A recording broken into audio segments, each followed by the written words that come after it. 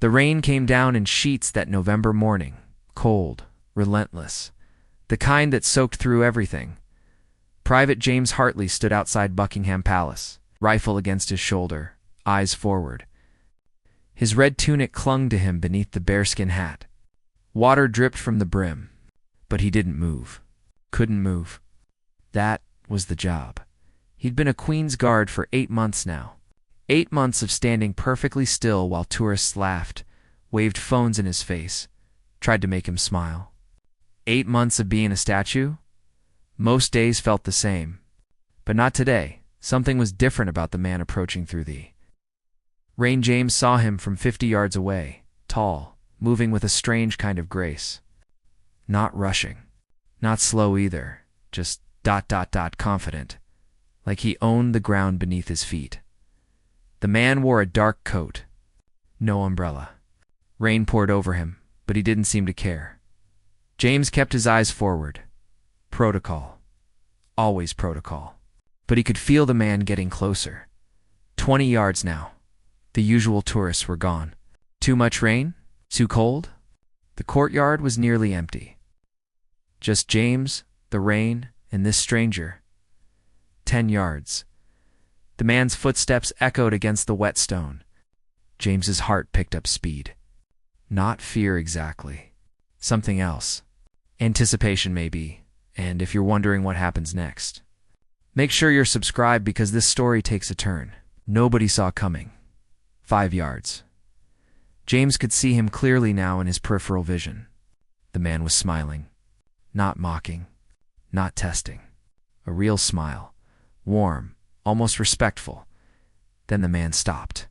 Right in front of James. Close enough that James could hear him breathing. For a moment, nothing happened. Just rain. Just silence. Then the stranger did something no tourist had ever done. He stood at attention, straight-backed, military posture. And slowly, deliberately, he raised his hand to his forehead in a crisp, perfect salute. James's breath caught in his throat. This wasn't a joke. This wasn't a tourist playing games. This was a salute. Real, respectful, the kind one soldier gives another. Instinct took over. Before James could think, before he could remember the rules about not moving, not reacting, his hand moved to his own forehead. He returned the salute. It lasted 3 seconds. Maybe 4. Then it was over. The stranger lowered his hand, nodded once, and turned to walk away. James watched him go, his mind spinning, his heart pounding. What had he just done? He'd broken protocol. He'd moved while on duty. He'd saluted a civilian, but something about that man. The stranger reached the edge of the courtyard and paused, turned his head slightly. Not all the way. Just enough, and then James saw his face. Really saw it. His knees. Most gave out. No, it couldn't be. The man smiled again. A knowing smile. Like he understood exactly what James was feeling. Then he disappeared into the rain. James stood frozen. Not because of duty now. Because of shock, his mind raced. His hands trembled slightly against the rifle. Had that really just happened? Had he really just saluted ... He couldn't say the name. Not out loud. Not even in his head at first, but the face. Those eyes. That smile, it was impossible. Absolutely impossible. Yet it had happened. The rain kept falling. The courtyard remained empty. And James Hartley, private in the Queen's Guard, stood perfectly still on the outside. Inside, everything was chaos. Because the man who had just saluted him, the man he had saluted back, wasn't just anybody. He was the most famous fighter in the world. He was a legend. He was Muhammad Ali. James couldn't breathe properly. His chest felt tight. His mind kept replaying the moment. The salute. The face. Those unmistakable features he'd seen 100 times on television, in newspapers. On posters in his father's garage, Muhammad Ali had just saluted him, and he'd saluted back. The next 2 hours passed in a blur. James stood his post, but he wasn't really there. His body performed the duty.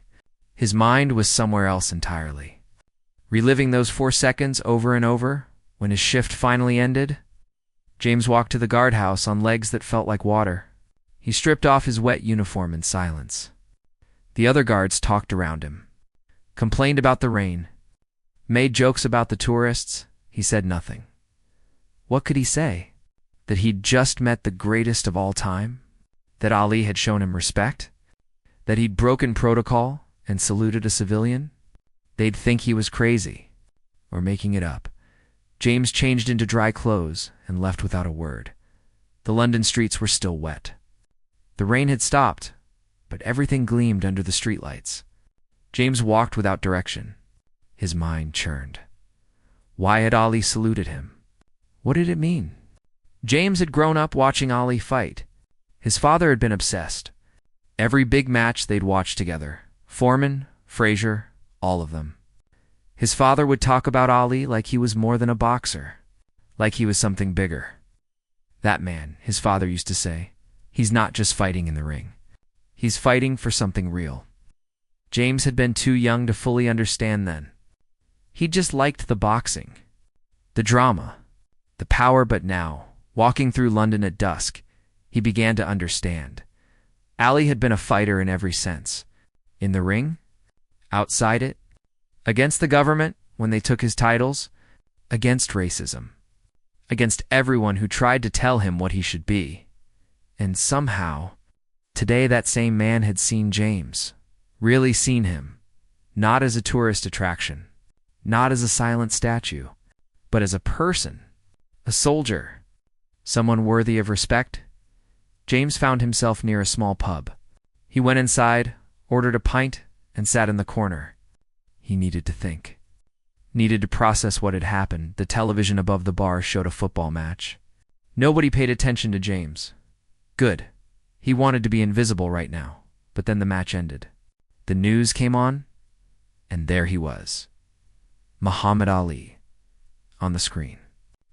Standing outside a charity event in London, surrounded by cameras. Smiling that famous smile, James's heart jumped. He leaned forward. The reporter was asking Ali questions. About his health? About his plans? About why he'd come to London? Ali's voice was softer than. James remembered from the old fights, quieter, but still strong. Still confident, came to remind people, Ali said slowly, that respect costs nothing. That kindness matters, that we're all connected. The reporter laughed nervously. That's very philosophical, Muhammad. Ali didn't laugh. He looked straight at the camera. I met a young soldier today, standing in the rain, doing his duty, nobody watching, nobody caring. But he mattered. So I showed him respect. That's all. Just respect. James nearly dropped his glass. Ali was talking about him. About their moment. About the salute the reporter didn't understand. Started asking about boxing. But James understood. Ali had meant it. The salute wasn't random. Wasn't casual. It was deliberate, intentional. Ali had seen him standing there, young and alone in the rain, and decided to acknowledge him. To show him that his duty mattered. That he mattered. James felt something break open in his chest. Not sadness. Not quite joy either. Something deeper. Something he didn't have words for. He finished his pint and left the pub. Walked for another hour through the city. Thought about his life. About why he'd joined the Guards. About what it all meant. He'd joined because his grandfather had served. Because it felt like the right thing. The honorable thing. But lately, he'd been questioning it. Feeling small. Feeling invisible until today. Today, one of the greatest men in the world had reminded him why it mattered. By the time James reached his apartment, the sky was dark. He unlocked the door and stepped inside. Sat down on his bed without turning on the lights. His phone buzzed. A message from his mother. She'd seen the news. Seen Ali talking about a soldier? Was that you? She'd written, "Please tell me that was you." James stared at the message for a long time. Then he typed back, "Yes, it was me." The messages came flooding in after that. His mother called immediately. then his father, then friends he hadn't spoken to in years. Everyone had seen the news. Everyone had heard Ollie's words. James's phone wouldn't stop buzzing. His father was crying on the phone. Actually crying. "You met him," he kept saying. "You met Ali and he saluted you, son? He saluted you." James had never heard his father's voice break like that. The man who'd raised him to be tough, to never show weakness, was sobbing with pride. "I wish I could have been there," his father said quietly. "I wish I could have seen it." "I wish you could have too, Dad." They talked for an hour. About Ali, about boxing. About respect and honor and what it meant to be recognized by someone you admired. When James finally hung up, his hands were shaking. Not from fear. From the weight of what had happened. From understanding how significant that moment had been, he thought he wouldn't sleep that night. But exhaustion took him eventually. Deep, dreamless sleep.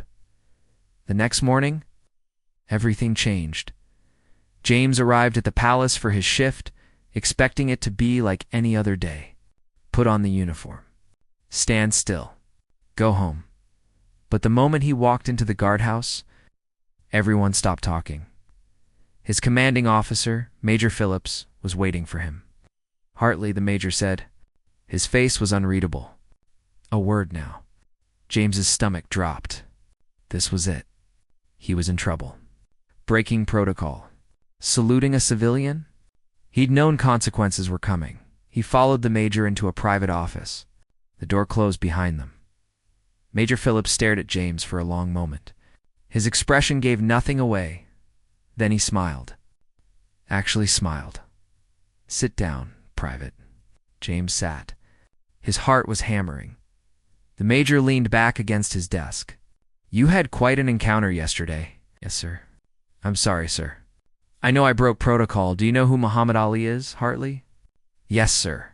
"The boxer." "Three-time heavyweight champion? Not just a boxer," the major interrupted. "A conscientious objector. Refused to fight in Vietnam. Stripped of his titles. Banned from boxing for 3 years during his prime." James nodded slowly. He'd known that, but he'd never really thought about what it meant. Ali, the major continued, gave up everything for what he believed in. His career, his money, his freedom. Could have gone to prison. But he stood his ground. Said he had no quarrel with people he'd never met. Said he wouldn't kill for a cause he didn't believe in. The major paused. Looked at James carefully. "That kind of courage is rare, Hartley. And yesterday, that man saw you standing in the rain, doing your duty, and he honored you. Do you understand what that means?" James's throat was tight. "I think so, sir. It means you represented something to him. Something worth acknowledging. Discipline, dedication, service." The major walked around his desk and sat down. "You're not in trouble, son. Quite the opposite. What you did yesterday, returning that salute, it was the right thing. Instinct. Respect. That's what separates us from people just wearing uniforms. We understand honor." James felt relief wash over him, but also confusion. "Then why did you want to see me, sir?" "Because there's been a development." The major opened a drawer and pulled out an envelope. White, elegant, sealed with red wax. He handed it to James. "This arrived this morning. By courier. It's addressed to you." James took the envelope with trembling hands. His name was written on the front in careful, flowing script. He looked at the major. "What is it?" "Open it and find out." James broke the seal, pulled out a card. "Heavy paper? Expensive." The words were handwritten. "Private James Hartley," it read. "Your dedication in the rain reminded me why service matters. I would be honored if you would join me for tea this afternoon at the Dorchester Hotel. 3 o'clock. No photographers, no press. Just conversation between two men who understand duty. Respectfully, Muhammad Ali." James read it 3 times. Couldn't believe what he was seeing. "Wants to meet me," he whispered. "He does," the major confirmed. "And you're going?" "That's an order, Private." "Sir?" The major's smile widened. "You have the afternoon off. Wear your dress uniform. Be respectful. and Hartley. Yes, sir? Make us proud. James stood, saluted, walked out of the office in a daze. 3 hours later, he stood outside the Dorchester Hotel in his full-dress uniform. Red tunic pressed perfectly, medals gleaming. Bearskin hat under his arm, his heart was beating so fast he thought it might explode. The doorman recognized him immediately. Private Hartley. Yes, Mr. Ollie is expecting you. This way, please. James followed him through the lobby. Marble floors, crystal chandeliers, everything elegant and expensive. They rode the elevator in silence, got off on the 4th floor, walked down a quiet hallway. The doorman stopped at a suite, knocked twice. Come in, a voice called from inside. The doorman opened the door, gestured for James to enter. James stepped inside, and there, standing by the window, was Muhammad Ali. Ali turned from the window. His face broke into that famous smile. Private Hartley, he said warmly. His voice was softer than James expected, gentle, but commanding. Thank you for coming. James stood frozen. All his military training seemed to vanish. He forgot how to move, how to speak. Ali walked toward him, moved slowly, carefully. James noticed it then, the slight tremor in Ali's hands, the measured way he walked. Parkinson's disease. James had read about it. Ali had been diagnosed years ago. The disease that was slowly stealing the speed and grace from the fastest man who ever lived. But Ali's eyes were sharp, alert, full of life. Please, Ali said, gesturing to a sitting area. Sit down. Would you like tea? Coffee? Tea would be fine, sir, James managed. His voice sounded strange to his own ears. Ali smiled. You don't have to call me sir. Muhammad is fine. Or Ali. Whatever you're comfortable with. They sat across from each other, a small table between them. Through the window, London spread out below. Gray sky, old buildings, a city full of history. A hotel staff member brought tea, poured 2 cups, then left silently, closing the door. For a moment, neither of them spoke. Ali lifted his cup with both hands. The tremor made the tea ripple, but he didn't spill a drop. He'd learned to compensate, to adapt, just like he'd adapted to everything else in his life. Yesterday, Ali said quietly, I was walking past the palace. My people told me to take a car. Too much rain. But I wanted to walk. Needed to walk. Sometimes I need to feel the rain, you know? To remember I'm still here, still alive. James nodded. Didn't trust himself to speak yet. And then I saw you, Ali continued. Standing there, alone. Everyone else had gone inside. Too cold, too wet. But not you. You stayed. Did your duty, even though nobody was watching. Ali set his cup down carefully. Looked directly at James. Do you know what that reminded me of? James shook his head. Fighting, Ali said. Real fighting, not the boxing ring. I mean fighting for something bigger than yourself. Standing for something when everyone tells you to quit, to go inside, to take the easy path. Paused. His eyes grew distant. Remembering, when I refused the draft, people hated me, called me a traitor, a coward. They took my titles, my ability to earn money, my freedom to travel, but I couldn't fight in Vietnam. Couldn't kill people I had no hatred for, so I stood my ground. Even when it cost me everything. James felt his throat tighten. I can't imagine that kind of pressure. It was hard, Ali admitted. Some days I wanted to give up, wanted to just say yes and make it all go away. But I kept thinking about young men like you, soldiers who serve with honor, who follow orders, who trust that their leaders are making the right decisions. He leaned forward slightly. Those soldiers deserve leaders who only ask them to fight when it's absolutely necessary, when it's right. I couldn't be part of a war I didn't believe in. It would have dishonored every soldier who died in a just cause. James understood then. Really understood. Ali hadn't refused to serve because he was afraid or lazy. He'd refused because he respected service too much to participate in something he believed was wrong. "That's why I saluted you yesterday," Ali said. "Because you were doing your duty with dignity, with honor, in the rain, alone. That's real service. That matters." Tears pricked at James's eyes. He blinked them back. "It meant everything to me," James said quietly. "I've been questioning why I'm doing this. Feeling small, invisible, and then you. You saw me." Ali nodded slowly. "We all need to be seen sometimes. To be reminded that what we do matters." They talked for 2 hours. About service, about duty, about finding meaning in small acts, about standing for something even when it's hard. Ali asked about James's family, his dreams, his fears. James asked about Ali's fights, life, his regrets. "I have some regrets," Ali said. "Things I said when I was angry, young, arrogant. I hurt people with my words sometimes. Pushed away people who cared about me. I wish I'd been kinder." "You've done so much good, though," James said. "For civil rights, for people who had no voice." "Maybe," Ali said, "but kindness matters too. Being right isn't enough. You have to be human, compassionate." He stood slowly, walked back to the window. James joined him. Together they looked out at London, the city growing dark as evening approached. "I'm sick," Ali said suddenly. His voice was matter-of-fact. "This disease is taking my body piece by piece. My hands shake. My speech slows. Someday soon, I won't be able to walk at all."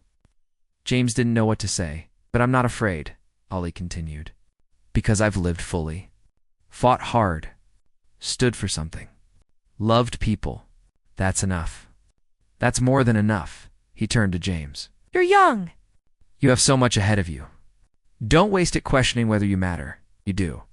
Every day you put on that uniform and stand your post with honor, you matter. Never forget that." James felt the tears come then. Couldn't stop them. Ali put a hand on his shoulder. The trembling hand of a sick man, but also the hand of a champion. A fighter. A legend. "Thank you," James whispered. "No," Ali said gently. "Thank you." James didn't want to leave. Wanted to stay in that room with Ali forever. But eventually, the light outside faded completely. Evening became night. Ali walked him to the door. Moved carefully, each step deliberate. "Will you do something for me?" Ali asked. "Anything," James said immediately. Ali smiled. "When you go back to your post tomorrow, remember this. Every person who walks past you has a story, has struggles you can't see. Some of them are barely holding on. And seeing you there, strong, steady, reliable, it might be the only solid thing in their day." He paused. Made sure James was listening. "You're not just a guard. You're a symbol. Of strength, of continuity, of something bigger than yourself. That matters more than you know." James nodded. Couldn't speak past the lump in his throat. Ali extended his hand. James shook it. Felt the tremor. Felt the weakness. But also felt the strength underneath. The unbreakable core that no disease could touch. "Stay strong, young man," Ali said. "And stay kind. The world needs both." Then the door closed, and James was alone in the hallway. He stood there for a full minute, processing, trying to hold on to every word, every moment. Finally, he walked to the elevator, rode down to the lobby, stepped out into the London night. The air was cold, clear stars, visible between the clouds. James walked slowly back to his apartment. His mind was full. His heart was full. When he got home, he sat on his bed and took out his phone. Started typing a message to his father, but he couldn't find the words. Couldn't explain what had just happened. How do you describe meeting your hero? How do you explain that he was everything you hoped he'd be and more? Instead, James just wrote, "I met him, Dad. Really met him. And he was exactly who we thought he was." His father's response came immediately. "I'm so proud of you, son."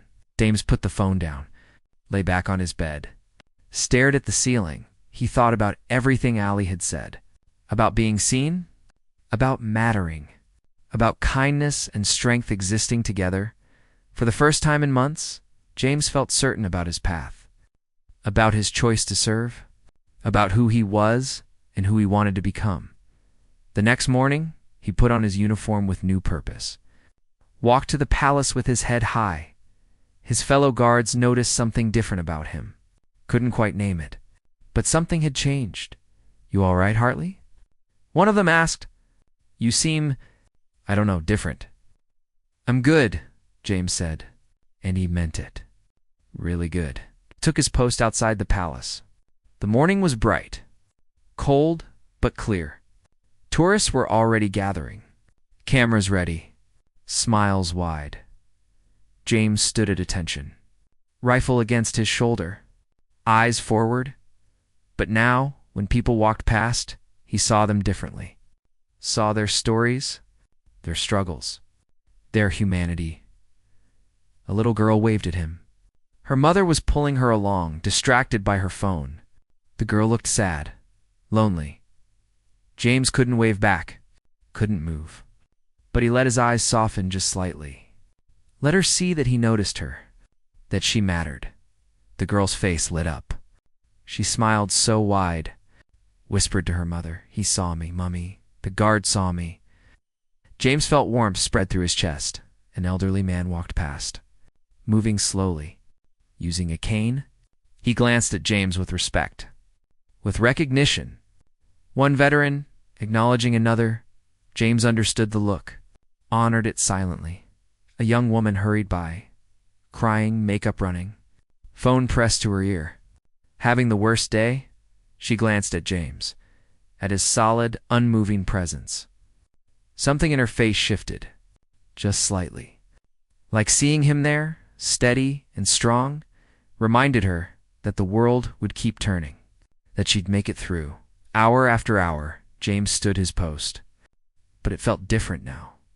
Meaningful, important. He wasn't invisible. He was exactly what Ollie had said, a symbol, something solid in an uncertain world. During his lunch break, James sat in the guardhouse.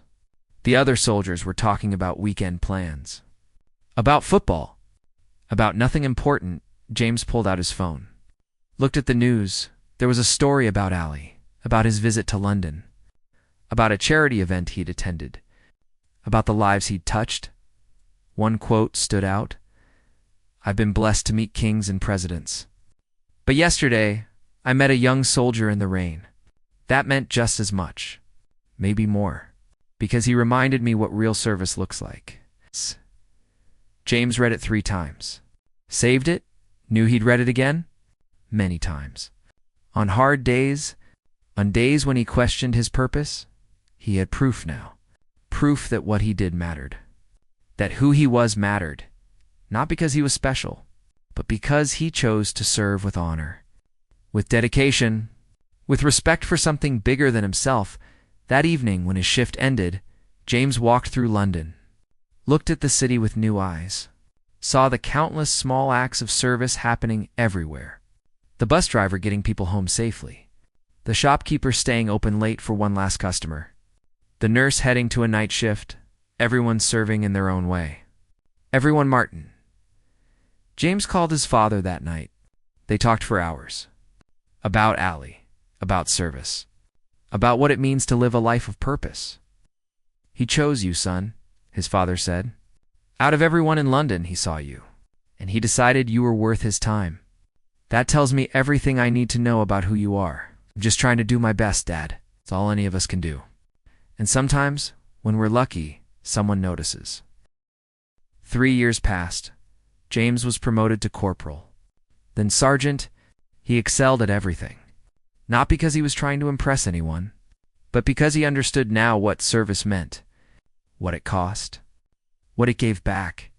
He kept Allie's invitation card in his wallet. Took it out sometimes. When days were hard, when he questioned his path, when he needed to remember, he never told the full story to anyone except his father. It felt too personal, too sacred. Some things weren't meant to be shared with the world, but he lived the lessons. Every single day, He became the kind of leader who saw his soldiers, really saw them, who recognized when someone was struggling, who offered support without judgment. He became known for kindness, for strength, for being exactly the kind of sergeant young soldiers needed. And every time he stood his post at the palace, remembered that morning in the rain, remembered the stranger who became so much more, remembered the salute that changed everything. In June of 2016, James was at home watching television. The news came on. Breaking news. The kind that stops everything. Muhammad Ali had died. James sat frozen. Couldn't breathe? Couldn't think. He knew it was coming. Ali had been sick for so long, but knowing didn't make it easier. He watched the tributes pour in. Presidents, kings, celebrities, athletes, everyone. Talking about what Ali had meant to them. James thought about that afternoon in the hotel. About Ali's hands shaking as he held his teacup. About his quiet strength, his wisdom, his humanity. He thought about Ali saying he wasn't afraid, that he'd lived fully, fought hard, loved well. That was enough. That was more than enough. James' single quotes phone rang. His father. Both of them cried. Didn't need to say much. Just share the grief, the gratitude, the love for a man who'd touched their lives so deeply. The funeral was held in Louisville, Kentucky, Ali's hometown. James watched it on television, saw tens of thousands line the streets, saw the procession, saw the world say goodbye to a legend. But James said his own private goodbye, stood in his apartment in his dress uniform, came to attention, raised his hand to his forehead, and saluted one last time for the man who'd saluted him first, who'd seen him, who'd reminded him that every single person matters. Thank you, James whispered, for everything. Years passed after that. James continued serving, rose to the rank of sergeant major, became one of the most respected members of the Queen's Guard. He got married, had children, built a life full of meaning and purpose. And he told his children about that day in the rain, about the stranger who stopped, who saluted, who changed everything. His daughter Emma was 7 when she first heard the full story. They were watching an old Ali fight on television. Emma was fascinated by the speed, the power, the grace. That's the man who saluted you? She asked. The one from the rain? That's him, James confirmed. Why did he do it? Why did he stop for you? James thought about that. How to explain it in a way she'd understand. Because he knew something most people don't, James said finally. He knew that every person has value, that respect costs nothing but means everything, that the small moments, the ones nobody sees, are often the most important. Emma nodded slowly. I want to be like that. Like him, then be kind, James said. Be brave. Stand for something. See people. Really see them. That's how you be like Muhammad Ali. On the anniversary of that day, the day in the rain, James always went back to Buckingham Palace. Stood outside. Watched the guards on duty. Sometimes tourists asked if he'd ever been a guard himself. He'd smile, say yes. Say it was an honor. They'd ask if anything interesting ever happened. If he had any stories, he'd pause. Think about that November morning. About the rain, about the salute, about 2 men acknowledging each other's humanity in a world that often forgot to be human. 1 or 2, he'd say quietly, 1 or 2. But he never told them the full story. Some things were too precious, too personal. On his last day of active service at age 45, James stood one final time outside Buckingham Palace. Full dress uniform. Everything perfect. Everything earned. It was raining, not heavy. Just a light drizzle. Like the universe was being poetic. James took his post for the last time. Stood at attention. Rifle against his shoulder, eyes forward, and he thought about all the years. All the people who'd walked past. All the small moments that had added up to a life of service. He thought about Ali. About that conversation in the hotel. About being told he mattered. A young man walked past. Maybe 19, 20 at most. Wearing a backpack, looking lost. Looking small in a big city, the young man glanced at James, started to move on, then stopped. He turned back, studied James's face, seemed to be gathering courage. Then he stood straight, lifted his hand to his forehead, and saluted. It was clumsy, unpracticed, but sincere. So sincere, James felt his heart swell, felt time collapse, felt everything come full circle. He returned the salute.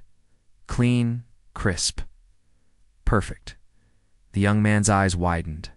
His face broke into a smile. Then he nodded once and walked away. James stood there, rain falling gently around him. And he understood. This was Ali's gift. Not just to him, to everyone.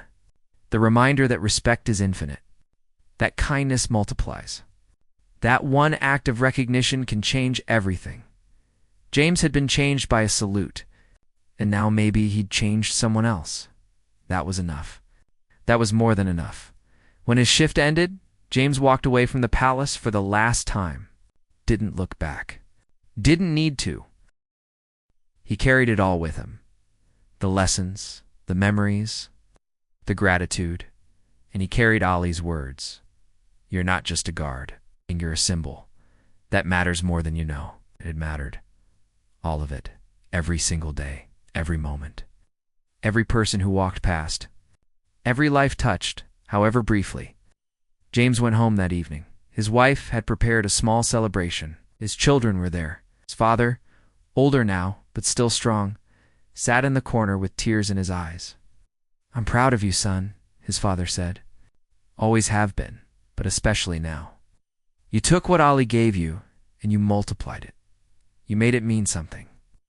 James hugged his father, felt the years between them, all the conversations, all the shared love for a man neither of them had really known, except James had known him. For 2 perfect hours, he'd known exactly who Muhammad Ali was. That night, after everyone left, James sat alone in his study. He took out Ali's card, the invitation from so many years ago. The paper was worn now. Soft from being handled so many times, he read the words again. Just conversation between 2 men who understand duty. They had understood each other, across age, across race, across every difference that might have separated them. They'd understood what mattered, what lasted, what was real. James opened his laptop, started typing. Not for publication, not for anyone else. It's just for himself. And maybe someday for his children. He wrote about that morning in the rain, about the salute, about the hotel, about every word Ali had spoken. He wrote it all down. Every detail he could remember, every feeling, every moment. It took him 3 hours. When he finished, he saved the document, named it simply, The Day I Was Seen. Then he closed the laptop, stood up, walked to the window. Outside, London sparkled under streetlights. Millions of people going about their lives, each one carrying their own stories, their own struggles, their own moments of grace. James thought about the young man who'd saluted him that afternoon, wondered where he was now, what he was thinking, whether that moment had meant anything to him. He hoped it had, hoped it would carry him through hard times, hoped he'd remember that someone saw him. Someone recognized his courage in trying, just like Ali had done for James, just like James had tried to do for everyone who crossed his path. This was the legacy. It's not fame, not fortune, not headlines or history books. It's just simple human recognition. One person seeing another. One person saying, without words, you matter. What you do matters. I see you. That was what Ali had fought for his whole life, in the ring and out. The right to be seen, the right to be human, the right to matter.